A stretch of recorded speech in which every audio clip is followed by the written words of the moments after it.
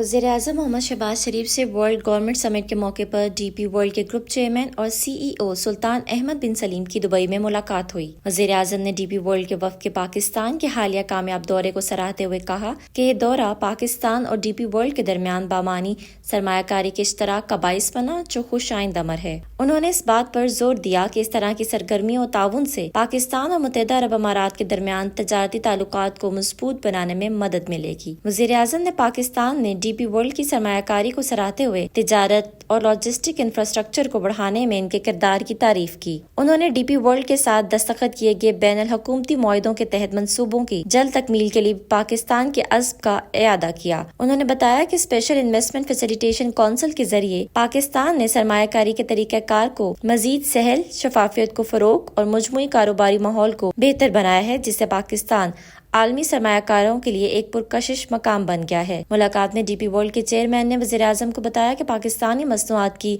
मुत्तहिदा अरब अमारात में बरामदात के फरोग के लिए डीपी वर्ल्ड ने एक खसूसी नुमाइशी हॉल मुख्तस किया है, जिसकी बदौलत अमारती मार्केट तक पाकिस्तानी मसनूआत की रसाई और उनकी तशहीर के मौक़े मयस्सर होंगे।